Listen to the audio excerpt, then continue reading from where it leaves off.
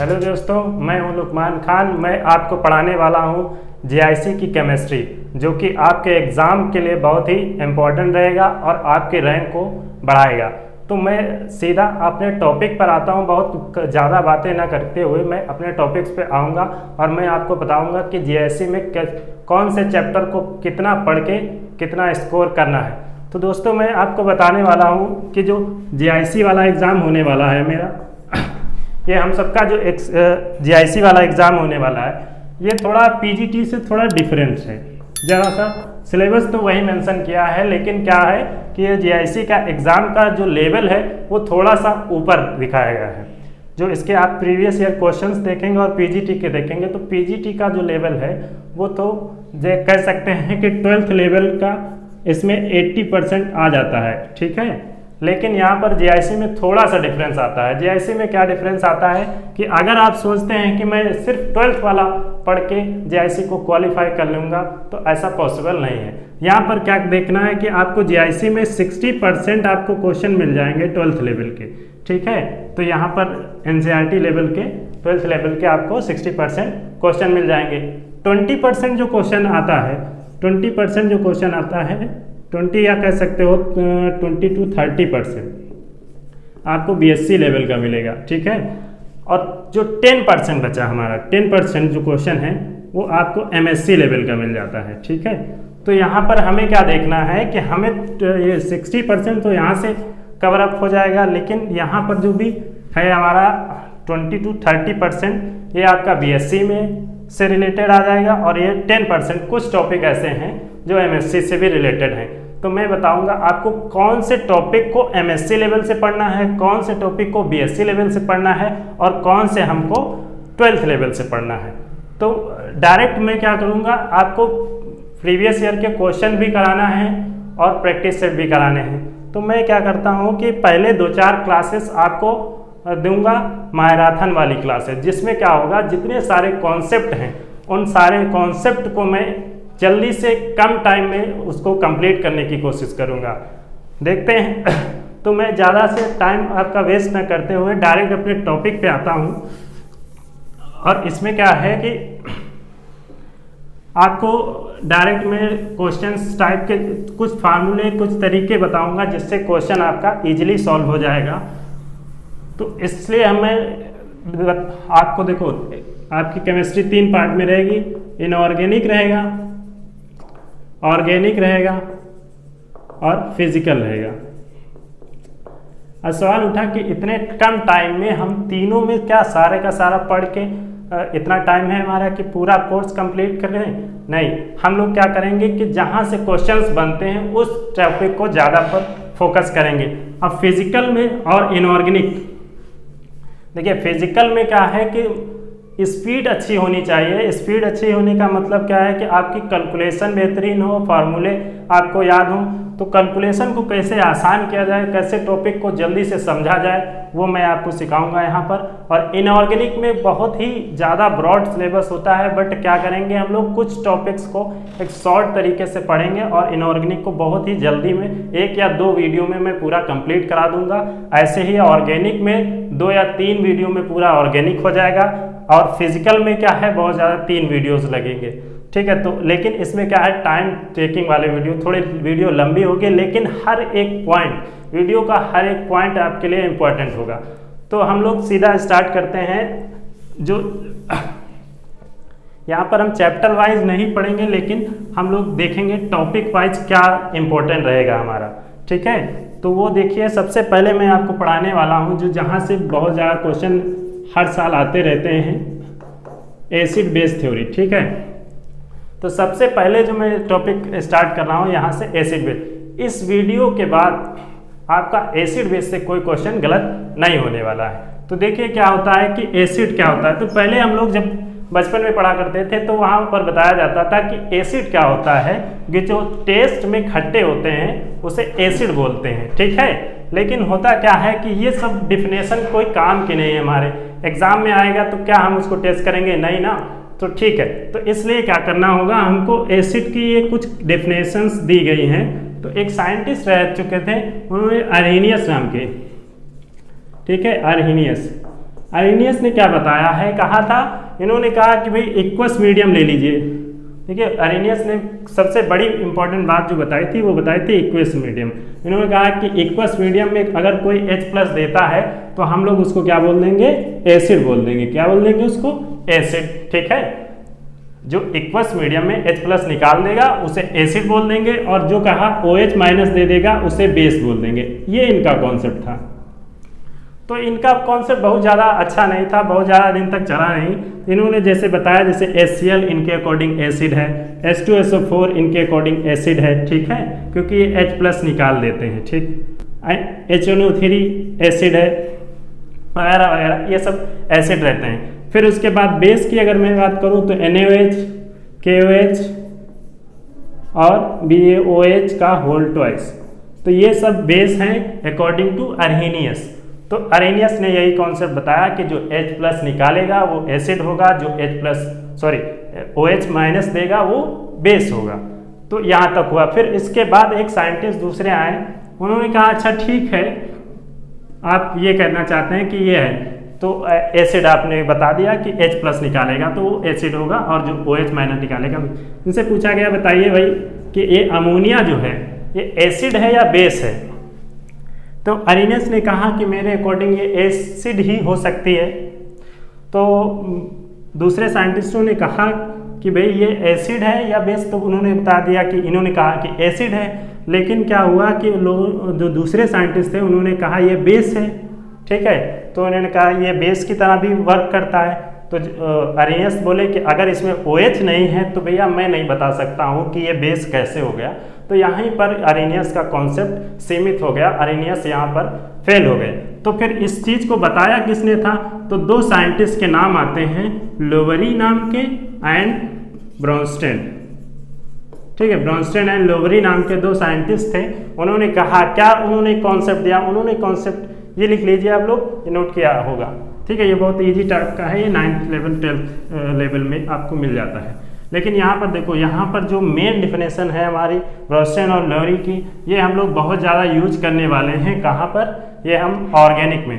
अब देखो जो H+, इन्होंने ब्रॉन्स्टेन लोवरी ने क्या कहा कि जो H+ निकाल देगा उसको हम लोग क्या बोल देंगे, एसिड है। ठीक है, जो H+ दे देगा वो एसिड है। और फिर कहा जो कंपाउंड H+ ले लेंगे, ठीक है, एक्सेप्ट करेंगे, ठीक, जो कंपाउंड H+ को लेंगे उसे क्या बोलेंगे, हम लोग बोल देंगे बेस है। वो क्या है, बेस है। ठीक है, ये क्या बोले कि जो H+ निकाल देगा वो एसिड होगा। इन्होंने कहा जैसे HCl, H2SO4, HNO3, ये सब क्या हैं, एसिड हैं। का अमोनिया, जैसे आप NH3 की अगर बात करें तो NH3 क्या होता है, NH3 H+ को ले लेता है और बना देता है अमोनियम आयन। ठीक, तो ऐसा कुछ बनाएगा कंपाउंड, तो समझ जाएंगे कि क्या है, ये वाला कंपाउंड क्या रहेगा हमारा, बेस। हालांकि अमोनिया एम्फोटेरिक नेचर का होता है, ये एसिडिक और बेसिक दोनों नेचर रखता है। बट क्या होता है, जैसे आपकी अगर बात करें हम ये N2H4, ठीक है, ये कंपाउंड, या फिर हम कहें बात करें आपके कोई भी एमीन्स ले लें, CH3NH2, ये सब क्या है, बेस हैं अकॉर्डिंग टू ब्रॉन्स्टेन और लोवरी। क्यों, क्योंकि H+ को ले लेते हैं, और जो H+ को ले लेते हैं वो ब्रॉन्स्टेन लोवरी के अकॉर्डिंग क्या होते हैं, बेस होते हैं। तो ये कॉन्सेप्ट चला। तो पहले अरेनियस ने बताया कि H+ निकले तो एसिड, OH- निकले तो बेस। ब्रॉन्स्टेन लोवरी ने क्या कहा कि H+ निकलेगा तो हम एसिड बोल देंगे, H+ जो ले लेगा उसे हम क्या बोल देंगे, बेस बोल देंगे। अब आगे आता है कि कुछ और साइंटिस्ट आए, उन्होंने पूछा भैया, ये आप लोगों ने नोट कर लिया होगा तो मैं इसको रफ कर देता हूँ। उन्होंने क्या बताया, उन्होंने बताया कि भाई चलिए ठीक है, आपकी बात सही है कहीं तक, आप ये बता दीजिए कि ये एसिड है कि बेस है। ब्रॉन्स्टेन लोवरी से दूसरे साइंटिस्ट ने पूछा, बताइए एल्युमिनियम क्लोराइड है, ये एसिड है या बेस है, BF3 है, ये एसिड है या बेस है। तो ब्रॉन्स्टेन लोवरी ने कहा यार इसमें तो कुछ H+ है ही नहीं, ना तो ये H+ लेते हैं ना देते हैं, तो मैं क्या बता दूं कि ये क्या होगा, कि एसिड होगा कि बेस होगा। ये तो भाई हमको नहीं पता है कि ये एसिड है या बेस है। तो दूसरे एक साइंटिस्ट आए, उनका नाम था लुइस। लुइस ने कहा यार तुम लोग सब बहुत अच्छा कॉन्सेप्ट बताए हो कि भाई जो H+ देता है वो एसिड होता है, जो OH- देता है वो बेस होता है, जो H+ लेता है वो बेस होता है। ये सारे कॉन्सेप्ट आप लोगों ने बताया हो, लेकिन जब H हो ही ना तब हम क्या करेंगे, तो इन्होंने कहा कि तुम लोग सिर्फ प्रोटॉन के कॉन्सेप्ट को बताए हो। क्या बताया है आप लोगों ने? प्रोटॉन के कॉन्सेप्ट को, प्रोटॉन कॉन्सेप्ट कि प्रोटॉन जो देगा वो एसिड होगा, जो प्रोटॉन लेगा वो बेस होगा, ये ब्रोंस्टेन लोरी ने। लेकिन लुईस ने कहा ऐसा नहीं है। लुईस ने कहा ये कॉन्सेप्ट है इलेक्ट्रॉन का, ठीक है, इलेक्ट्रॉन का कॉन्सेप्ट है। इलेक्ट्रॉन का कॉन्सेप्ट कैसा है? इन्होंने कहा कि भाई जो इलेक्ट्रॉन अगर आपके पास जो इलेक्ट्रॉन की कमी हो जाए, इलेक्ट्रॉन की कमी हो जाए तो हम लोग उसको क्या बोल देंगे? उसको एसिड बोल देते हैं। अगर इलेक्ट्रॉन की कमी होगी तो उसे एसिड बोलेंगे, और जिसके पास इलेक्ट्रॉन ज़्यादा होंगे, जिसके पास इलेक्ट्रॉन ज़्यादा होंगे, ठीक, तो उसे हम लोग क्या बोल देंगे? बेस बोल देंगे, ठीक है। अगर उसके पास डोनेट करने के लिए इलेक्ट्रॉन है तो उसे बेस बोल देंगे। अगर इलेक्ट्रॉन कम है तो उसे हम क्या बोल देंगे? एसिड बोल देंगे। फिर अरेनियस ने कहा जो ऐसे होंगे तो उसको क्या बोलना? मेरे नाम को लगा के साथ में बोलना कि लुईस एसिड, लुईस बेस। उनको क्या बोला जाएगा? Lewis acid, Lewis base. तो सवाल उठा कि भाई हम पहचानेंगे कैसे कि कौन सा एसिड है, कौन बेस है? इलेक्ट्रॉन, तो इलेक्ट्रॉन की कमी कैसे पता करेंगे, किसमें इलेक्ट्रॉन की कमी है, किसमें ज़्यादा है? तो यानी जैसे अगर हम बात करें BF3 की, बात कर लेता हूँ मैं यहीं पर। तो इन्होंने क्या बताया पहले, जो लुईस ने, इन्होंने कहा सबसे पहले क्या होना चाहिए? इनकम्प्लीट ऑक्टेट होना चाहिए। इनकम्प्लीट ऑक्टेट, ऑक्टेट क्या होना चाहिए? इनकम्प्लीट होना चाहिए एसिड को पहचानने के लिए। ये एसिड को कैसे पहचाना जाए लुईस के अकॉर्डिंग इन्होंने कुछ बातें बताई कि भैया ये भाई क्या होना चाहिए? इनकम्प्लीट होना चाहिए ऑक्टेट। दूसरी बात इन्होंने क्या बताई कि d ऑर्बिटल होना चाहिए। d orbital, d orbital empty होना चाहिए। एम्प्टी मीन्स खाली होना चाहिए आपका। अगर कोई कंपाउंड के पास क्या है कि इनकम्प्लीट ऑक्टेट रखता है, यानी उसके लास्ट में अगर 8 इलेक्ट्रॉन नहीं हो पा रहा है तो वो क्या हो जाएगा? एसिड कहलाएगा। अगर उसके पास d ऑर्बिटल खाली रहता है तब भी वो क्या होगा? एसिड कहलाएगा। अच्छा, तीसरी बात इन्होंने बताई कि ऑल कैटायनिक, ऑल कैटायनिक, जिन कैटायंस, कैटायन का मतलब जैसे आपका हो गया CH3+, CH3, CH2+, ETC, ये सब क्या हैं? जिनके ऊपर कैटायन लग जाए, आपका कोई भी हो सकता है, I+, क्लोरीन+, Br+, ठीक, कुछ भी हो सकता है। तो जिनके ऊपर पॉजिटिव चार्ज लग जाएगा वो सब क्या कहलाएंगे? एसिड कहलाएंगे। फिर तीन बातें इनकी हो गई। फिर पूछा गया कि भाई अगर इससे भी ना पता चले तो क्या होगा? कहा चौथी बात और याद रख लेना आप लोग कि मल्टीपल बॉन्ड क्या होना चाहिए? Multiple bond between different item, different item के बीच में क्या होना चाहिए? Multiple bond. जैसे कार्बन डाइऑक्साइड को अगर देखो, इसमें क्या है? मल्टीपल बॉन्ड है, डबल बॉन्ड है यहाँ पर, एक कार्बन और ऑक्सीजन के बीच में। तो दो डिफरेंट आइटम्स के बीच में अगर डबल बॉन्ड या ट्रिपल बॉन्ड आ जाता है तो वो क्या कहलाएंगे? लुईस एसिड कहलाएंगे। तो इसको आप लोग नोट कर लीजिए। और इसमें अभी मैं देखो कैसे समझाता हूँ कि कैसे कैसे होता है। जैसे BF3 की अगर मैं बात करूँ तो बोरान के लास्ट में कितना इलेक्ट्रॉन होता है? 3, और एक फ्लोरीन एक देगा, 3 फ्लोरीन कितना दे देगा? 3। तो 3 मिलाकर कितना हो गया? 3 + 3 बराबर हो गया 6, यानी इसका 8 नहीं पूरा हुआ। 8 नहीं पूरा होगा तो ये क्या हो जाएगा? लुईस एसिड हो जाएगा। ये क्या हो जाएगा? लुईस एसिड हो जाएगा। उसके बाद अगर हम बात करें d ऑर्बिटल वाले, ऐसे BF3, इनके एग्जाम्पल यहीं पर मैं लिख दे रहा हूँ। BF3 हो गया, BH3 हो गया, ठीक है, ये सारे एग्जाम्पल हैं। AlCl3 हो गया, ठीक। तो ये सारे एग्जाम्पल हैं किसके? लुईस एसिड के, ठीक। अब यहाँ पर देखो, ये अगर हम d ऑर्बिटल की बात करें तो d ऑर्बिटल में क्या होता है कि d ऑर्बिटल में देखो, d ऑर्बिटल एम्प्टी, एम्प्टी का मतलब खाली होना चाहिए। जैसे तो ऐसे कौन से कंपाउंड, जैसे आपका जर्मेनियम क्लोराइड हो गया, ठीक है, और सिलिकॉन टेट्राक्लोराइड हो गया, ये सब क्या मिल जाएंगे आपको? Tc। तो इनके सबके पास d ऑर्बिटल खाली होता है। और भी हो सकते हैं, PCl5 हो सकता है, ठीक है, PCl3 हो सकता है, ये सब क्या मिल जाएंगे आपको, जिनके पास डी ऑर्बिटल खाली होता है। यानी मैग्नीशियम के ऊपर या 10th के बाद यानी 10 के बाद आप एटॉमिक नंबर के बाद जाएंगे तो उनके पास क्या होता है, डी ऑर्बिटल एम्प्टी होता है, जिससे क्या होगा कि हम पता चल जाएगा कि ये वाला कंपाउंड ये सब क्या है, लुईस एसिड है। और जिनके ऊपर कटायन लगा होगा तो ये बच्चा जानता है कि कटायन पर अगर पॉजिटिव चार्ज आ गया तो वो हमारा लुईस एसिड हो जाएगा। मल्टीपल बॉन्ड अगर प्रेजेंट होगा तो वो कार्बन डाइऑक्साइड एसिडिक नेचर की होती है, सल्फर डाइऑक्साइड एसिडिक नेचर की होती है अकॉर्डिंग टू लुईस। ठीक, तो यहाँ तक हम लोगों ने बात कर ली और ये टॉपिक को यानी लुईस ने बता दिया कि एसिड को पहचानना कैसे है। ठीक है, तो ये नोट हो गया। अब सवाल उठता है कि हम जानेंगे कि बेस कैसा होता है, तो मैं यहीं पर लिख दे रहा हूँ कि बेस के कैसे पहचानेंगे। तो ये तो हो गया एसिड को जानने के तरीका। अब क्या हम जानेंगे कि बेस कैसे जानते हैं। बेस में क्या होता है, देखिए बेस का अगर हम पहचानना है हमें तो बेस का मतलब है कि लोन पेयर उसके पास होना चाहिए। पहली कंडीशन क्या है, ऑक्टेट कंप्लीट हो। ऑक्टेट क्या होना चाहिए, कंप्लीट होना चाहिए। ऑक्टेट कंप्लीट होना चाहिए। दूसरी बात क्या होनी चाहिए, पहला क्या होना चाहिए, ऑक्टेट कंप्लीट होना चाहिए, ऑक्टेट कंप्लीट। और दूसरी बात क्या होना चाहिए, लोन पेयर होना चाहिए। क्या होना चाहिए, फॉर डोनेशन।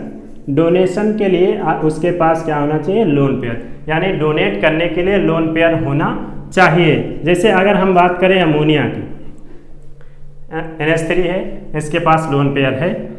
ठीक, वाटर है, इसके पास लोन पेयर है। ठीक है, ईथर है, ये सब क्या है, इनके पास क्या है, लोन पेयर है और ये डोनेट कर सकते हैं, इसलिए ये क्या है, लुईस बेस है। थर्ड पॉइंट अगर हम बात करें, जितने एनायन होते हैं, आल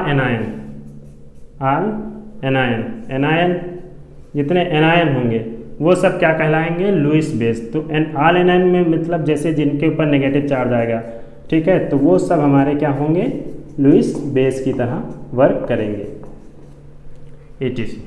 ठीक, अब फोर्थ पॉइंट की बात अगर करें तो मल्टीपल बॉन्ड प्रेजेंट किसके बीच में, सेम एटम के बीच में या सिमिलर एटम के बीच में कह सकते हो। जैसे आपका एल्कीन हो गया, एल्काइन हो गया, ये सब, और बेंजीन हो गई, etc। ये सब क्या है, लुईस बेस है। तो आपको एग्जाम में पहचानने को आता है, ये कई बार पूछा गया है, अभी मैं क्वेश्चन करवाऊंगा तो आपको समझ आएगा कि कैसे जानते हैं। तो ये अगर 4 बातें आप याद रखते हैं। पहली बात, एसिड पर को जानने के लिए आपको क्या बताना होगा कि भाई ऑक्टेट अगर इनकम्प्लीट है, यानी ऑक्टेट कंप्लीट नहीं है, अगर उसके लास्ट में 8 इलेक्ट्रॉन नहीं तो हम उसको बड़े ही आराम से क्या बोल देंगे कि वो लुईस एसिड है। अगर डी ऑर्बिटल उसका एम्प्टी है, उसके पास डी ऑर्बिटल खाली है, तो हम जान जाएंगे कि वो क्या है, लुईस एसिड है। और अगर पॉजिटिव चार्ज लगा है तो जाहिर सी बात है वो क्या होगा, एसिड होगा, लुईस एसिड होगा। मल्टीपल बॉन्ड, अगर 2 डिफरेंट आइटम्स के बीच में मल्टीपल बॉन्ड प्रेजेंट है तब भी वो क्या होगा, लुईस एसिड होगा। तो सबसे पहले आप चेक करेंगे कि उसका ऑक्टेट कंप्लीट है कि इनकम्प्लीट। इनकम्प्लीट होगा तो कंफर्म है कि वो क्या हो जाएगा, हमारा एसिड हो जाएगा। अगर मान लो कभी कंप्लीट भी हो गया ऑक्टेट, लेकिन फिर भी वो एसिड है या नहीं, ये पता करने के लिए हमें क्या देखना होगा, उसके पास डी ऑर्बिटल है कि नहीं है। जैसे मान लो सिलिकॉन टेट्राक्लोराइड की मैं बात करूं तो इसके लास्ट में 4 इलेक्ट्रॉन, 1 क्लोरीन 1 देगा, 4 क्लोरीन 4 देगा, तो इसका 8 तो है। बट इसमें क्या देखना है, इसमें देखना है कि डी ऑर्बिटल एम्प्टी है कि नहीं है। देखो सिलिकॉन के पास डी ऑर्बिटल एम्प्टी होता है, खाली होता है डी ऑर्बिटल, इसलिए ये क्या हो जाता है, ये एसिड। इसको क्या, ये किसकी तरह बिहेव करेगा, ये एसिड की तरह बिहेव करेगा। तो यहाँ तक बात समझ में आती है। ये मल्टीपल बॉन्ड इसमें होगा। अगर जैसे अगर हम बात करें, कभी कभी पूछा जाता है CO2 जो है एसिडिक नेचर का होता है या बेसिक नेचर का होता है। तो देखिए इसके कार्बन के लास्ट में कितना होता है, 4 इलेक्ट्रॉन। 1 ऑक्सीजन 2 देगा तो 2 ऑक्सीजन कितना दे देगा, 4। बिल्कुल सही। तो इसमें क्या हो जाएगा, 8 हो जाएगा। बट इसके पास डी ऑर्बिटल एम्प्टी है नहीं। थर्ड पॉइंट, कटायन है नहीं। फोर्थ कंडीशन क्या है, मल्टीपल बॉन्ड। तो इसमें मल्टीपल बॉन्ड प्रेजेंट है, इसलिए ये क्या हो जाएगा, हमारा लुईस एसिड हो जाएगा। ये क्या हो जाएगा, लुईस एसिड। तो आप लोग यहाँ तक नोट करिए और मैं आगे इसके फिर बताता हूँ। तो यहाँ पर क्या हो जाता है, आप देखो बेस में आपको क्या याद रखना है, ऑक्टेट कंप्लीट होना चाहिए, लोन पेयर डोनेशन के लिए होना चाहिए, और एनायन अगर है तो जाहिर सी बात है वो लुईस बेस होगा, एल्कीन, एल्काइन और बेंजीन। इन्होंने ये भी कहा था कि जो लुईस एसिड होते हैं वो इलेक्ट्रोफाइल की तरह बिहेव करते हैं, और बेस जो होते हैं वो न्यूक्लियोफाइल की तरह बिहेव करते हैं। अब देखो यहाँ पर एक और बात समझ लीजिए, एक क्वेश्चन पूछा गया था, कई बार पूछा भी जाता है, पीजीटी में भी एक क्वेश्चन आया था, इलेक्ट्रोफाइल न्यूक्लियोफाइल करके पहचानना था।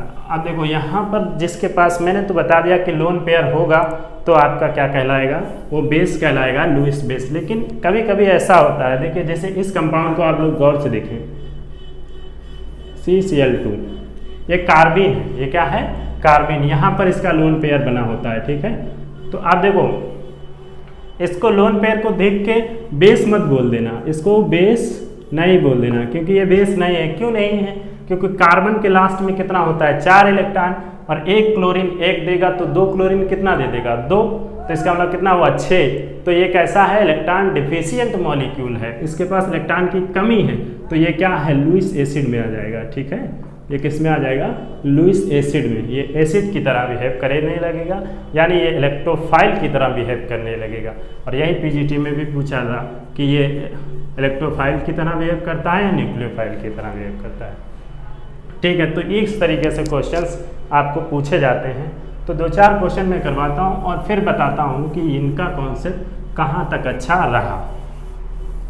तो यहाँ पर देखिए एक क्वेश्चन मैं दे रहा हूँ और आपको बताना है कि इनमें से लुईस बेस कौन नहीं है, कौन लुईस बेस नहीं है। यहाँ पर आपको दे दिया NH3, ठीक, दूसरा आपको दे दिया PS3, ठीक है, तीसरा आपको दे दिया वाटर, और चौथा आपको दे दिया BF3, ठीक है। इनमें से कौन सा लुईस बेस नहीं है, तो देखिए इसके पास लोन पेयर अवेलेबल होता है तो ये लुईस बेस है, PS3 ये लुईस बेस की तरह बिहेव करेगा, और ये आपका किसकी तरह, वाटर, ये देख लीजिए यहाँ पर लोन पेयर होता है इसके ऊपर, ये भी बेस की तरह, हालांकि ये एम्फोटेरिक नेचर का होता है। और ये क्या होगा, BF3 हमारा क्या होता है, लुईस एसिड। तो ये हमारा आंसर हो जाएगा। ये GIC में क्वेश्चन पूछा हुआ है, ठीक है, ये क्वेश्चन प्रीवियस ईयर के GIC में पूछा हुआ है, ठीक। तो यहाँ तक कॉन्सेप्ट समझ के चलिए। आपके इसमें क्या होगा, अरेनियस ने एक आपका बता दिया था सरल डिफिनेशन, क्या डिफिनेशन बताई थी कि जो H+ निकाल देगा वो एसिड होगा, ये अरेनियस ने बताया था, जो OH- देगा वो बेस होगा। ये समरी के हिसाब से अगर देख ले, ये अर्हीनियस के अकॉर्डिंग, ठीक है, अर्हीनियस, इतनी बात अर्हीनियस ने बताई थी। दूसरी बात अगर मैं बात करूँ ब्रोंस्टेन लोहरी की, ठीक है, लोहरी एंड ब्रोंस्टेन ने क्या बताया था, इन्होंने देखो क्या बताया था, इन्होंने कहा था कि H+ जो निकाल देगा वो हमारा एसिड होगा, ठीक है, और जो H+ ले लेगा, ठीक है, एक्सेप्ट करेगा, वो क्या कहलाएगा, हमारा बेस, ये हो गया। लेकिन जो लुईस थे उन्होंने कहा जिसके पास इलेक्ट्रॉन की कमी होगी, जिसके पास इलेक्ट्रॉन की क्या होगी, कमी होगी, वो हमारा क्या कहलाएगा, लुईस एसिड कहलाएगा, और जिसके पास इलेक्ट्रॉन ज़्यादा होंगे वो क्या कहलाएगा, लुईस बेस कहलाएगा। यहाँ तक हम लोगों ने पूरी बात समझ ली है, जल्दी जल्दी सीखेंगे और जल्द इसी को आगे बढ़ते हुए हम लोग एक लास्ट कॉन्सेप्ट जो बचा है इसका वो देखेंगे। वो क्या कॉन्सेप्ट है, वो आप कॉन्सेप्ट देख लीजिए। कॉन्सेप्ट यहाँ पर आपका एक कॉन्सेप्ट आता है, ठीक है। अब एक लास्ट कॉन्सेप्ट जो इनका बचा है तो वो है लक्स और फ्लूइड का, ठीक है। ये दो साइंटिस्ट हैं, उन्होंने क्या बताया, इन्होंने कहा भाई जो ऑक्साइड आयन क्या होगा, ऑक्साइड आयन, बहुत ज़्यादा इनका कॉन्सेप्ट ज़्यादा अच्छा चला नहीं, ऑक्साइड आयन एक्सेप्टर होगा, क्या होगा, ऑक्साइड आयन लेगा, ठीक है, जो ऑक्साइड आयन लेगा वो क्या कहलाएगा, एसिड कहलाएगा, ठीक है। और जो ऑक्साइड आयन देगा, ऑक्साइड आयन देगा वो क्या कहलाएगा, बेस कहलाएगा। इनके अकॉर्डिंग ये था।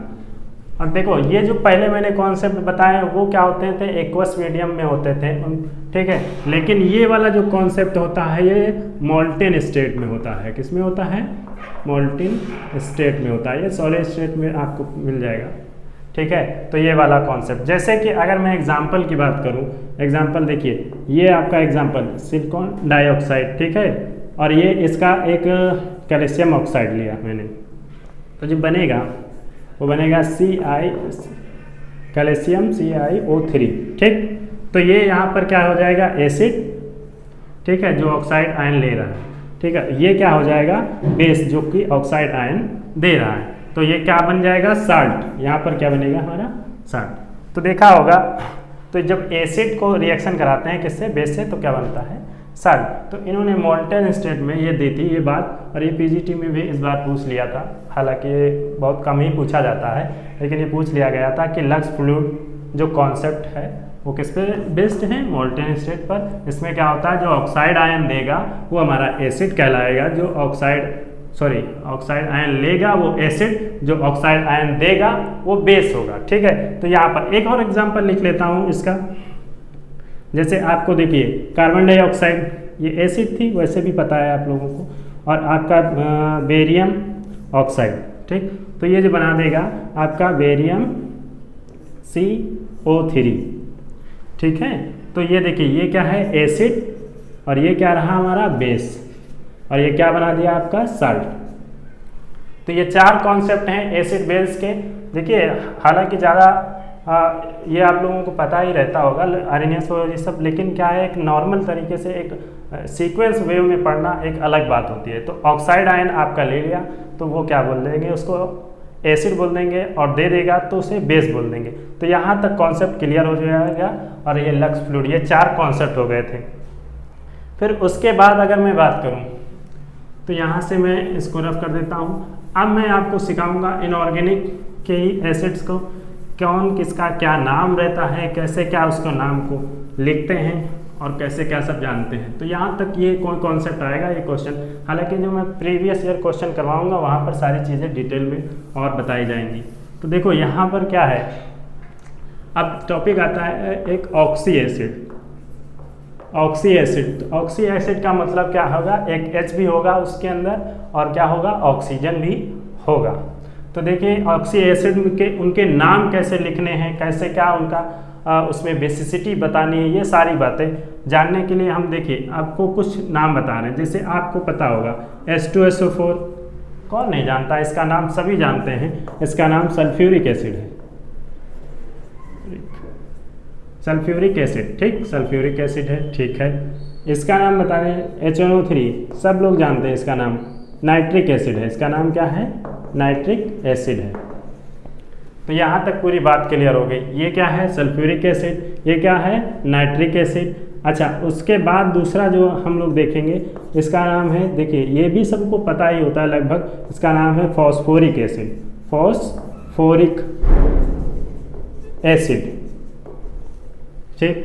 और उसके बाद अगर एक और नाम देखना चाहें तो H3BO3, इसका नाम होता है, कम लोगों को पता होता है लेकिन पता होता है, बोरिक एसिड, ठीक है, बोरिक एसिड। तो ये सारे एसिड्स को मैं दे रहा हूँ एक नाम, कह रहा हूँ कि ये पेरेंट एसिड है। क्या है, पेरेंट एसिड है, ये आपको पता ही है। और इन्हीं की हेल्प से मैं सिखा दूंगा कि एसिड के जो इनऑर्गेनिक एसिड हैं, जो फास्फोरस के या सल्फर के या नाइट्रिक या बोरिक, किसी का जो नाम होता है, पायरो कब यूज करते हैं, मेटा कब यूज करते हैं, आर्थो कब यूज करते हैं, ठीक है। तो ये नाम एक और देख लीजिए आप लोग यहाँ पर, जैसे कि HXO3, इसका नाम देंगे हम लोग हैलिक एसिड। हैलिक एसिड क्यों, क्योंकि यहाँ पर हाइड्रोजन होता है। X का मतलब यहाँ पर क्या है, क्लोरीन हो सकता है, ब्रोमीन हो सकता है, आयोडीन हो सकता है, कुछ भी हो सकता है। तो इसके नाम को क्या बोलेंगे, हैलिक। सपोज दैट अगर यहाँ पर क्लोरीन होता तो हम कहते हैं क्लोरिक एसिड, नाम है इसका, क्या नाम है, क्लोरिक एसिड, ठीक। उसके बाद अगर यहाँ पर देखो, यहाँ पर ब्रोमीन लगा देते तो ब्रोमिक एसिड, ठीक, यहाँ क्या हो जाएगा, ब्रोमिक एसिड, ठीक। और उसके बाद अगर मैं बात करूँ तो HiO3, ये क्या हो जाएगा, आयोडिक एसिड। तो ये आपको कुछ नाम है, ये आपको पता होने चाहिए। एक सल्फ्यूरिक एसिड हो गया, नाइट्रिक एसिड हो गया, फास्फोरिक एसिड होगा, बोरिक एसिड होगा। इनकी हेल्प से हम लोग सारे नाम को बताएंगे किसका क्या नाम होता है, किसकी क्या बेसिसिटी होती है, ये सब डायरेक्टली पूछे जाते हैं। अगर उसने बोल दिया कि बताओ पायरोफॉस्फोरिक में कितने POP बॉन्ड हैं, तो तुम्हें यही नहीं पता है कि पायरोफॉस्फोरिक एसिड का फार्मूला क्या है, उसका स्ट्रक्चर क्या है, ये सारी प्रॉब्लम्स आती हैं, तो हम क्वेश्चन को नहीं कर पाते हैं। तो देखिए अब यहाँ तक नोट कर लीजिए, फिर मैं देखो इसको सिखाता हूँ। ये क्या है? Parent acid. अब पेरेंट एसिड जब ये आप नोट कर लेंगे, इनकी हेल्प से मैं आगे आपको ले चलता हूँ कि कैसे का इनका नाम होता है। तो ये नोट हो गया होगा आप लोगों का, ठीक है। चलिए ठीक है, मैं अब आपको नाम लिखाना सिखाता हूँ इसके। कॉन्सेप्ट नंबर 1, देखिए कॉन्सेप्ट क्या है कि आपका जो पेरेंट एसिड है, क्या है? Parent acid. और पेरेंट एसिड क्या होता है? पेरेंट एसिड के नाम में क्या आता है? इक एसिड। क्या होता है? इक। फास्फोरिक एसिड, सल्फ्यूरिक एसिड वगैरह वगैरह। तो देखिए इससे एक ऑक्सीजन इसमें ऐड करोगे, पेरेंट एसिड में अगर आप एक ऑक्सीजन ऐड करोगे तो उसके नाम में लग जाएगा पर इक एसिड। पर इक यानी उसके नाम में पर लग जाएगा, ठीक है। और अगर आप एक नीचे जाएंगे, एक ऑक्सीजन नीचे जाएंगे, तो हम बोल देंगे उसके नाम को, क्या बोल देंगे? अस एसिड। क्या नाम बोल देंगे उसको? अस एसिड, ठीक है। इतनी बात समझ। अगर एक ऐड करोगे तो उसके नाम में बोलेंगे इक एसिड, एक नीचे जाओगे तो अस एसिड, और एक और नीचे चले जाओ तो हम बोलेंगे उसके नाम को हाइपो अस एसिड, ठीक। तो उसके नाम में क्या टर्म जुड़ जाएगा? हाइपो। अगर एक ज़्यादा होगा तो पर जुड़ेगा, एक कम होगा तो अस, और एक और कम होगा तो हाइपो। एग्जाम्पल से समझते हैं बात को। देखिए जैसे आपका ये है H3PO4, सभी जानते हैं इसका नाम क्या है? फॉस्फोरिक एसिड नाम है। इसमें मैंने क्या किया? एक ऑक्सीजन ऐड कर दिया, ठीक है। एक ऑक्सीजन ऐड किया तो इसका फार्मूला बन गया H3PO5, ठीक है। अब इसका नाम क्या हो जाएगा? इसका नाम हो जाएगा आपका पर फॉस्फोरिक एसिड, फॉस्फोरिक एसिड। तो यहाँ तक पूरी बात समझ लीजिए। देखिए मैंने क्या बताया है कि पेरेंट एसिड होगा, उसमें एक ऑक्सीजन ऐड करेंगे तो किसके नाम में क्या बोल देंगे? पर इक एसिड। और यहाँ पर क्या हो गया? सल्फ्यूरिक एसिड था, इसलिए एक ऑक्सीजन ऊपर ऐड किया तो क्या हो जाएगा? पर सल्फ्यूरिक। एक ऑक्सीजन नीचे ले जाइए, आप कम कर दीजिए एक ऑक्सीजन यहाँ से, तो बनेगा H3PO3। तो इसका नाम क्या हो जाएगा? इसका नाम हो जाएगा फास्फोरस एसिड, फास्फोरस एसिड, ठीक। फास्फोरस एसिड, ठीक है। अस इसके नाम में आ जाएगा। एक और कम कर दीजिए आप तो नाम क्या बन जाएगा? H3PO2, ठीक है। अगर एक और कम करते हैं तो इसका नाम क्या हो जाएगा? इसका नाम हो जाएगा आपका हाइपो फॉस्फोरस एसिड, ठीक है। देखिए ये क्या है? Phosphoric acid. ये क्या है? फॉस्फोरिक। ये क्या है? फॉस्फोरिक। ये तो आपको सबको पता ही होगा, इसका नाम क्या है? फॉस्फोरिक एसिड है। इसमें जैसे ही मैंने एक एसिड ऐड किया तो वह क्या नाम में उसके आ जाएगा? पर फॉस्फोरिक। एक कम करेंगे तो उसका नाम में आ जाएगा अस यानी फॉस्फोरस एसिड। एक और कम करेंगे तो उसके नाम में क्या आ जाएगा? Hypophosphorous acid. इसी तरीके से और भी नाम आप लिख सकते हैं। जैसे अगर मैं बात करूं H2SO4 की, ठीक, तो H2SO4 में आप एक ऑक्सीजन ऐड कर दीजिए तो बन जाएगा, क्या बनेगा? H2SO5। तो इसका नाम क्या हो जाएगा? पर सल्फ्यूरिक एसिड, पर सल्फ्यूरिक एसिड नाम हो जाएगा, ठीक है। इसका एक कॉमन नाम भी होता है जो फेमस नाम है कोरस एसिड, ठीक है, कोरस एसिड। इस तरीके से इसका नाम होता है। अब इसमें क्या होता है कि जैसे इसमें एक ऑक्सीजन कम करेंगे आप तो इसका नाम हो जाएगा H2SO3, ठीक है। तो इसका नाम क्या हो जाएगा? Sulphurous acid. क्या नाम हो जाएगा? सल्फ्यूरस एसिड, ठीक है। देखिए एक मैंने ऐड किया तो यहाँ पर क्या हो जाएगा? 4 से 5 हो जाएगा और इसके नाम में क्या आ जाएगा? पर। तो इसका नाम क्या हो जाएगा? पर सल्फ्यूरिक एसिड। लेकिन जैसे मैंने इसका एक कम कर दिया तो उसके नाम में क्या जुड़ जाएगा? अस। तो इसका नाम क्या हो जाएगा? सल्फ्यूरस एसिड, ठीक है। अगर एक और कम करता मैं, ठीक है, हालांकि ये कंपाउंड मिलता नहीं है, लेकिन अगर ऐसा होता तो इसका क्या नाम होता? इससे बहुत लोग सोचते हैं कि अगर वो क्या होगा कि भविष्यवाणी कर देते हैं, अगर ये चीज़ होगी तो उसका नाम ये होगा, तो ये क्या होगा? इसका नाम क्या हो जाएगा? इसका नाम हो जाएगा आपका हाइपो, अगर होता तो hypo sulphurous acid, sulphurous acid. ठीक है, तो यहाँ तक आप लोगों ने बात को समझ लिया होगा कि कोई पेरेंट एसिड है, पेरेंट एसिड में अगर आप एक ऑक्सीजन ऐड कर देते हैं तो उसके नाम में क्या लग जाता है, पर लग जाता है, और उससे अगर एक कम कर देंगे तो उसके नाम में क्या हो जाएगा, अस एसिड हो जाएगा। उससे एक और कम कर देंगे तो उसके नाम में क्या हो जाएगा, हाइपो टर्म जुड़ जाएगा। ठीक है, तो अब इधर देख लीजिए, अब इधर क्या था, अब मैंने एक एग्जांपल लिया फास्फोरिक एसिड का, फास्फोरिक एसिड में एक ऐड किया तो बन गया पर फास्फोरिक एसिड, एक कम किया तो बन गया फास्फोरस एसिड, एक और कम किया तो हाइपोफास्फोरस एसिड बन गया। यहाँ तक नोट कर लीजिए। अब देखो इसको क्या करने का हूँ मैं कि एक एग्जांपल और समझा देता हूँ यहीं पर इससे रिलेटेड, जिससे चीज़ें एकदम क्लियर होती चली जाएंगी।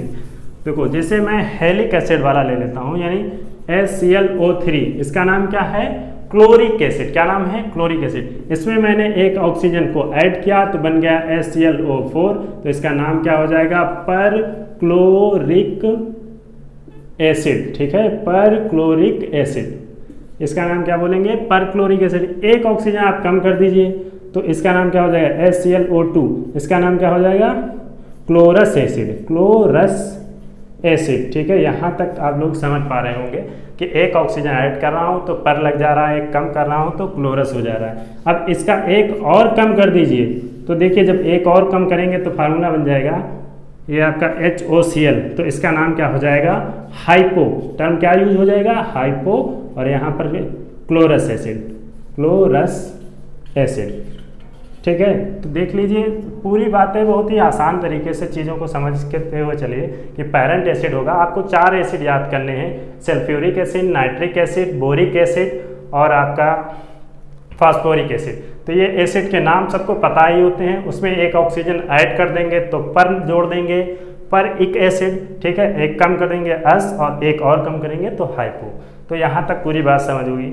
अच्छा, एक और मैं समझा देता हूँ यहीं पर, बस फिर ये वाला टर्म हम ख़त्म करते हैं। अब देखिए यहाँ पर जैसे मैं आपका ले लेता हूँ नाइट्रिक एसिड, HNO3, ये क्या है, नाइट्रिक एसिड। आप इसमें एक ऐड कर लीजिए तो क्या बनेगा, HNO4। ठीक, हालांकि ये सब बहुत ही कम पाए जाते हैं, तो ये क्या हो जाएगा आपका पर नाइट्रिक एसिड। इसके नाम में क्या आ जाएगा, हमें तो बस सीखना है कि अगर फार्मूला ऐसा होता तो इसका नाम ऐसा होगा। ठीक है, और ये सामने आएगा नाइट्रिक एसिड से कम कर दीजिए आप एक एसिड तो इसका नाम क्या हो जाएगा, HNO2, नाइट्रस एसिड। बहुत यूज होता है ऑर्गेनिक केमिस्ट्री में नाइट्रस एसिड, डाइजोटेशन वगैरह में भी इसका यूज होता है। अब देखिए यहाँ पर क्या होगा, एक और एसिड कम कर दीजिए HNO, तो देखिए ऐसा कंपाउंड आपने नहीं देखा होगा HNO, क्योंकि ये क्या होता है, पाया तो जाता है बट ये मोनोमर के फॉर्म में नहीं, ये डाइमर के फॉर्म में पाया जाता है। ये किसके फॉर्म में पाया जाता है, ये डाइमर के। तो हाइपो तो इसके ना हाइपोनाइट्रस एसिड इसको बोलेंगे, बट क्या होगा, ये कैसे बन जाएगा, N2O2H2। ठीक है, या कह सकते हो ऐसे लिख लो H2N2O2, इस फॉर्म में ये पाया जाता है और इसका नाम हो जाएगा आपका हाइपोनाइट्रस एसिड। ठीक है, तो यहाँ तक पूरी बात समझ लीजिए आप लोग कि पेरेंट एसिड में एक ऐड करेंगे तो पर, एक कम करेंगे तो अस, एक और कम करेंगे तो हाइपो, और एक। ठीक है, यहाँ तक पूरा कॉन्सेप्ट हो गया। अब इसमें किसी चीज़ का आपको नाम लिखना है, चाहे वो फास्फोरिक एसिड का हो, नाइट्रिक एसिड का हो, सल्फ्यूरिक एसिड का हो, या हेलिक एसिड में कोई भी हो सकता है। पर क्लोरिक एसिड कब कैसा होता है फार्मूला, क्लोरस एसिड का क्या होता है, ये सारी बातें क्लियर हो गई। अब हम आगे चलते हैं कि दूसरे टर्म यूज करना है हमें कि कब पायरो यूज किया जाता है, कब मेटा यूज किया जाता है और कब आर्थो यूज किया जाता है। ठीक है, ये आप लोग नोट कर लीजिए और फिर मैं इसको साफ करता हूँ। चलिए ठीक है, देखिए अब ये पेरेंट वाला हो गया। अब मैं बताऊंगा आपको कि कब पायरो टर्म यूज करते हैं, कब मेटा टर्म यूज करते हैं और कब आर्थो टर्म यूज करते हैं। ठीक है, कब पायरो यूज किया जाएगा, कब मेटा, कब आर्थो यूज किया जाएगा। एक एक को बारी बारी से पढ़ते हैं और आराम से पढ़ेंगे और इसको देखेंगे कैसे क्या होता है। सारी बातें आज क्लियर हो जाएंगी। आपका एसिड और बेस से कोई भी कॉन्सेप्ट यानी कोई भी क्वेश्चन गलत नहीं होगा। तो देखें क्या होता है कि पायरो, जैसे आपकी अगर मैं बात करूं यहाँ पर क्या होगा, पायरो टर्म को यूज करेंगे। पेरेंट एसिड जो हो, क्या हो, उसको 2 से मल्टीप्लाई कर दीजिए आप, ठीक है। पेरेंट एसिड को 2 से मल्टीप्लाई करिए और उसमें से वाटर निकाल दीजिए, ठीक। और उसके नाम में क्या जोड़ दीजिए, फिर उसके नाम में पायरो आप जोड़ दीजिए, पायरोइक एसिड या जो भी है, ठीक। जैसे एक एग्जांपल से समझते हैं, जैसे मैंने क्या किया, H3PO4 लिया, ठीक। इसको 2 से मल्टीप्लाई करोगे आप, यानी इसका 2 मोल लोगे तो यह कितना हो जाएगा, ये हो जाएगा 6, और यहाँ क्या हो जाएगा P2 हो जाएगा, और यहाँ कितना हो जाएगा O8, ठीक। अब इतने में से मैंने क्या बताया, पेरेंट एसिड को 2 से मल्टीप्लाई करेंगे, जितना आएगा उसमें से वाटर निकाल देंगे। उसमें से जैसे वाटर निकाला मैंने, तो वाटर निकालने का मतलब है 2 हाइड्रोजन कम कर दिया, यानी H4 हो गया, यानी P2 तो ये P2 बना ही रहेगा, और ऑक्सीजन 1 कम हुआ वाटर में, तो इसलिए ये क्या हो जाएगा 7। तो इसका नाम क्या हो जाएगा, इसका नाम हो जाएगा पायरो।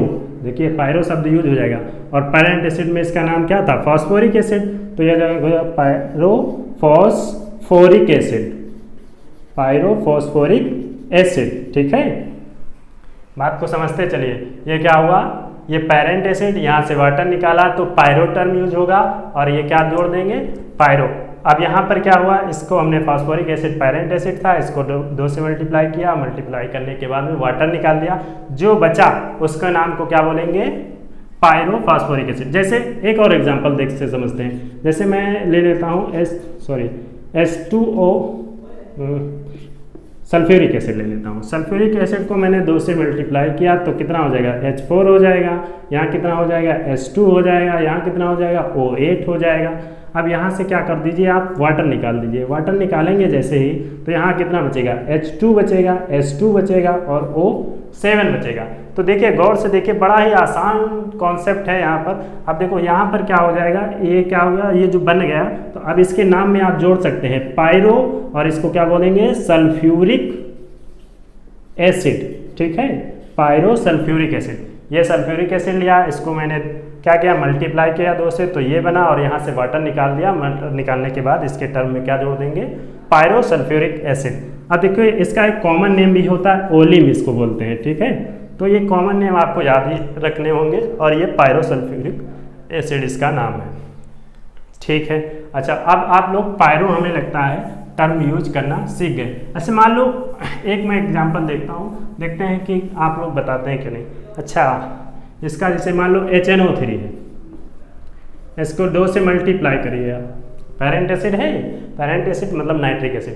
तो अब ये क्या हो गया, अब यहाँ से हमने 2 से मल्टीप्लाई किया तो बना H2N2, और यहाँ पर क्या बन जाएगा, और O6 बन जाएगा। अब देखिए यहाँ से क्या निकाल दिया मैंने, वाटर, ये क्या निकाल दिया, वाटर। और जैसे वाटर निकाला तो यहाँ क्या बचा, यहाँ से 2H चला गया, बचा N2, यहाँ से एक को बचा O।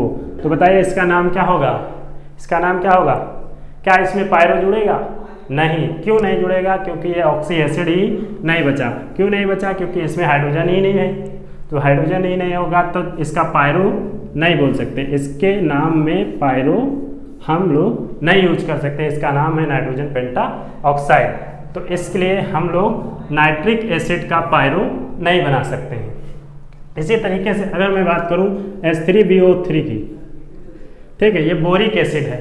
बोरिक एसिड को हमने क्या किया, 2 से मल्टीप्लाई किया, मल्टीप्लाई करने के बाद बना 6, ये बना 2, और यहाँ बना 6, और इसमें से भी मैंने वाटर को निकाल दिया। वाटर जैसे मैंने निकाला तो यहाँ से फिर देखिए क्या बचेगा, यहाँ बचेगा 4, और यहाँ क्या बचेगा, हाँ यहाँ पर बचेगा 4, और यहाँ बचेगा B2, और यहाँ पर क्या बच जाएगा BO5, H3BO3, ठीक है। हाँ, तो इसके नाम में आ जाएगा पायरो, इसका पायरो बन जाएगा पायरोबोरिक एसिड, पायरोबोरिक एसिड। तो इस तरीके से आप इसको आप पायरो टर्म यूज करेंगे। पायरो तब नहीं यूज होगा जब वो ऑक्सी एसिड ही नहीं बचेगा, तो ऑक्सी एसिड ही नहीं बचेगा तो पायरो यूज नहीं करेंगे। तो इसलिए क्या करेंगे, हमने सल्फ्यूरिक एसिड लिया, इसको 2 से मल्टीप्लाई किया और वहाँ से वाटर निकाल दिया, और जो बना उसके शब्द में हम लोग क्या जोड़ दिए, पायरो। ऐसे फास्फोरिक का मैंने लिया था, फास्फोरिक में डबल किया, वाटर निकाल दिया, टर्म जुड़ गया पायरो। तो आपको समझ आ गया होगा कि पायरो टर्म हम लोग कहाँ पर यूज करते हैं, लेकिन हम लोग किसका नहीं बना सकते, नाइट्रिक एसिड का हम लोग पायरो नहीं बना सकते। चलिए भाई, पायरो वाला हम लोगों ने सीख लिया। अब सीखते हैं कि कब आर्थो यूज करते हैं, कब मेटा यूज करते हैं। ठीक है, तो ये सारी कन्फ्यूजन आज ही दूर हो जाएंगी कि कब आर्थो यूज करेंगे, कब मेटा यूज करेंगे। अभी मैंने बताया पायरो के लिए क्या करते हैं कि पैरेंट एसिड का डबल करके वाटर निकाल दीजिए, जो फार्मूला बनेगा वो उसमें पायरो जोड़ देते हैं। अभी क्या मैं बता रहा हूँ कि पैरेंट एसिड हो, कोई क्या हो, पैरेंट एसिड हो।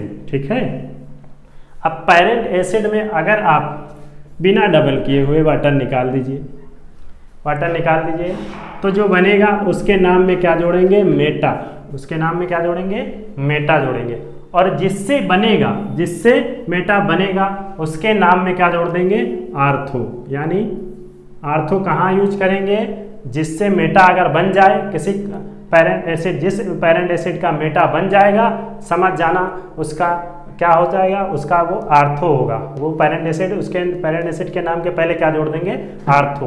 देखिए एक एग्जांपल से समझते हैं। देखिए जैसे आपके पास है H3PO4 फॉस्फोरिक एसिड। अब क्या करना है, कुछ नहीं करना है, बड़ा आसान तरीका है। यहाँ से क्या करेंगे, वाटर निकाल दीजिए बिना डबल किए हुए। डबल कर देंगे तो आपको पायरो वाला कॉन्सेप्ट क्या निकल जाएगा। तो यहाँ से देखिए 3 हाइड्रोजन है, यहाँ से 2 हाइड्रोजन चला गया, 1 ऑक्सीजन, तो बचेगा क्या, HPO3। ठीक, तो जो ये कंपाउंड बना इसको बोलते हैं मेटा फॉस्फोरिक एसिड। ठीक है, देखिए ये पैरेंट एसिड था, पैरेंट एसिड से वाटर निकाला, वाटर निकालने के बाद जो बचा उसके पहले हम लोग क्या यूज करेंगे, मेटा टर्म यूज करेंगे। तो इसका नाम क्या हो जाएगा, मेटा फॉस्फोरिक एसिड। लेकिन जो ये मेटा फॉस्फोरिक एसिड है, ये जिससे बना है उसके नाम में हम लोग क्या जोड़ेंगे, आर्थो। अभी तक ये इसका हम लोग नाम पढ़ रहे थे कि इसका नाम फॉस्फोरिक एसिड है, लेकिन इसका सही नाम जो रहेगा वो नाम रहेगा आर्थो फॉस्फोरिक एसिड। ठीक है, आर्थो कब यूज करेंगे, जब इस एसिड का मेटा बन जाए, तो जिससे मेटा बना होगा उसके नाम में क्या जोड़ देंगे, आर्थो जोड़ देंगे। ठीक है, जैसे अगर मैं बात करूं H3BO3 की, ठीक है, बोरिक एसिड नाम है इसका। इसमें से मैं वाटर निकाल लेता हूँ। वाटर निकाला मैंने, वाटर निकाला तो बना क्या, H, आपका यहाँ बचेगा H और यहाँ बचेगा BO2। ठीक है, HBO2। ठीक है, तो ये क्या हो जाएगा, इसका नाम क्या बोल देंगे, मेटाबोरिक एसिड। क्या बोलेंगे इसको, मेटाबोरिक एसिड। और तो इसको क्या बोलेंगे, ये बोरिक था पहले, ये क्या था, इसका नाम था बोरिक एसिड।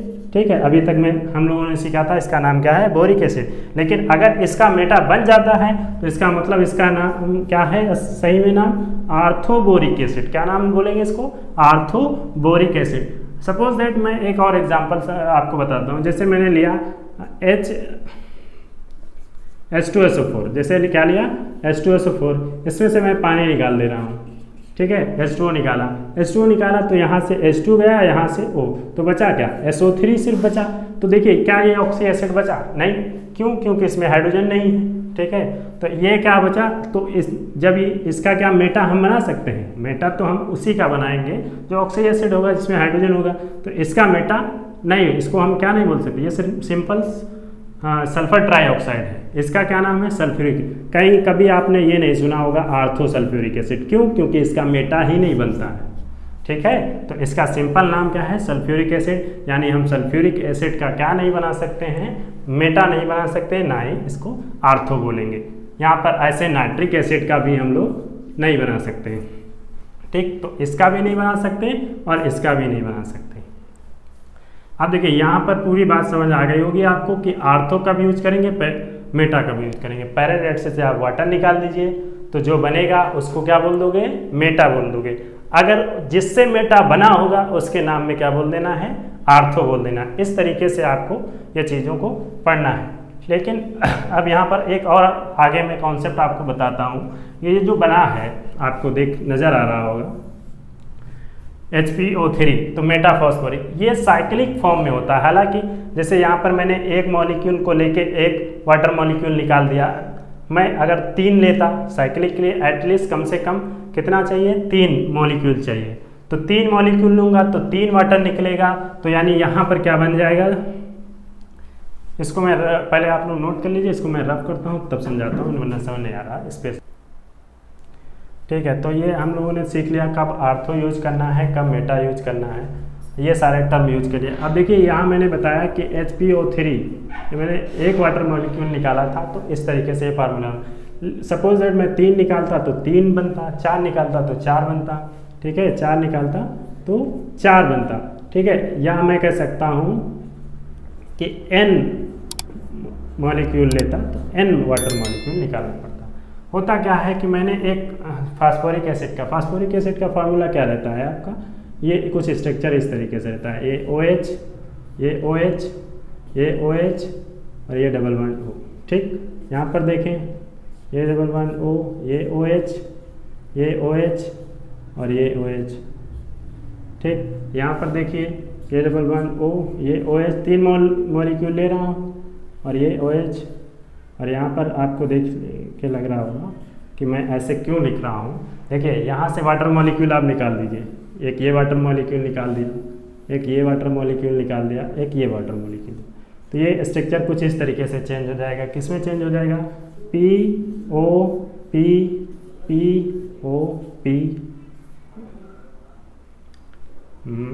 ये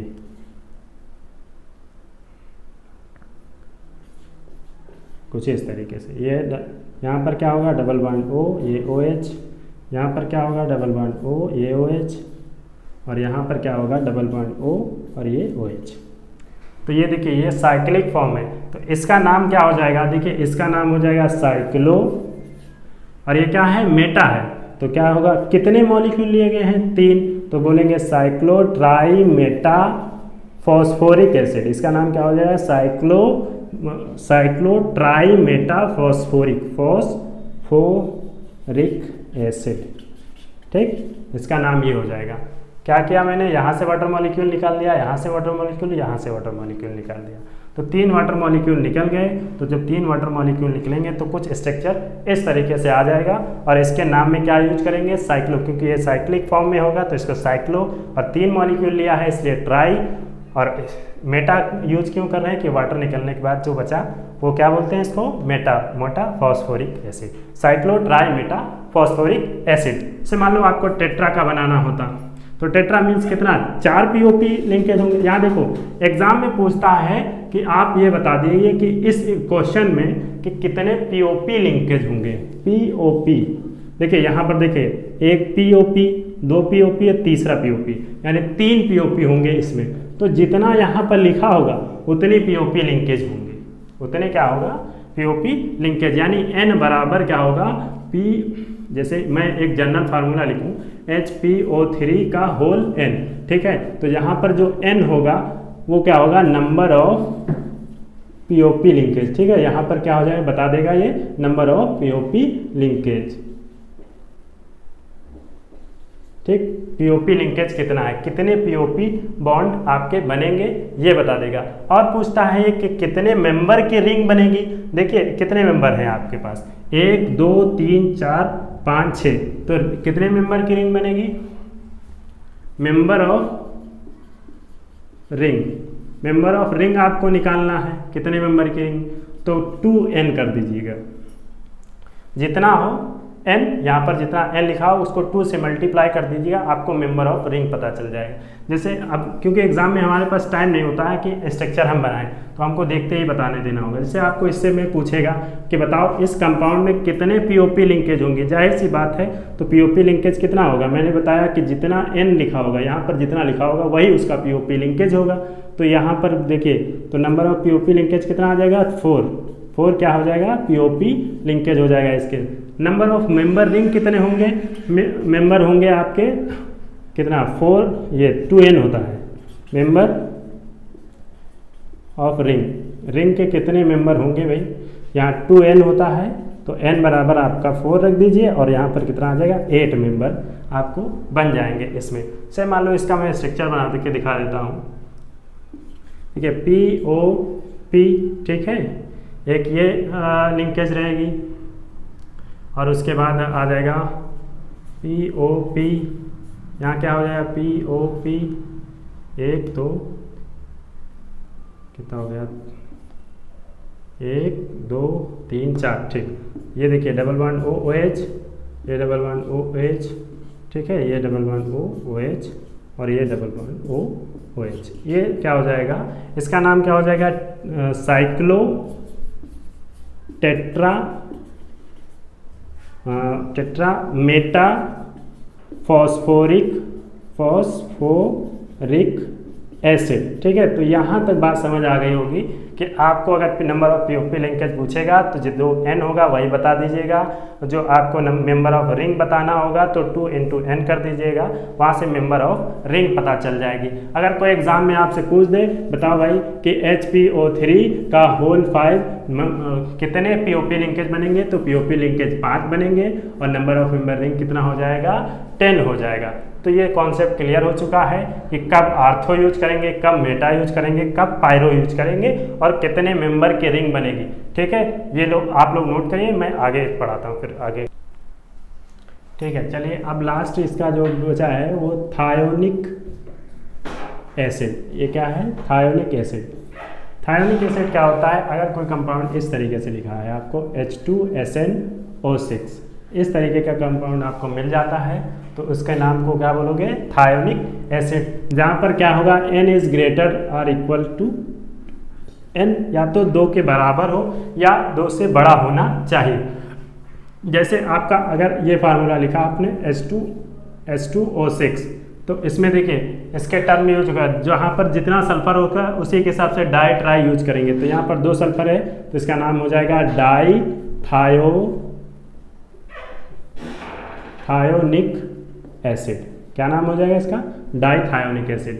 से मान लो आपका H2S3O6 होता तो मैं इसको बोल देता कि ट्राईथायोनिक एसिड। ठीक, अगर 4 हो जाए, सपोज इसमें 4 सल्फर आ जाएगा तो क्या कितना हो जाएगा, 4 हो जाएगा, तो क्या बोलोगे इसको, टेट्राथायोनिक एसिड। ठीक है, टेट्राथायोनिक एसिड। 2 होगा तो डाई, 3 होगा तो ट्राई, 4 होगा तो टेट्रा। बहुत ही आसान और ये बहुत पूछा जाने वाला क्वेश्चन, ये क्वेश्चन बहुत पूछा जाता है। ठीक है, तो आपको ये देखिए किस तरीके से क्वेश्चन पूछा जाएगा। क्वेश्चन पूछता है कि आपको कि कितने इसमें SS बॉन्ड है। ठीक है, देखिए इसमें अगर आप इसका स्ट्रक्चर लिखना चाहें तो इसका स्ट्रक्चर मैं आपको बता दूं कैसे लिखा जाएगा। ये यहाँ पर डबल बॉन्ड, ये OH, ये डबल बॉन्ड O, ये डबल बॉन्ड O और ये OH। ठीक है, ये देखिए इस तरीके से इसका स्ट्रक्चर बन जाएगा। सपोज दैट आपको इसका स्ट्रक्चर लिखना है। ठीक है, तो इसका स्ट्रक्चर लिखने के लिए आपको देखिए यहाँ पर हो जाएगा OH, यहाँ हो जाएगा डबल बॉन्ड O। तो देखिए यहाँ पर जितना सल्फर बढ़ रहा है, 2 के अलावा जितने सल्फर ज़्यादा होंगे N-2, यहाँ पर क्या होगा, 2 घटा दो, जितना बचेगा वही बीच में डाल दो, तो 2 में से 1 चला, सॉरी 3 में से 2 चला जाएगा।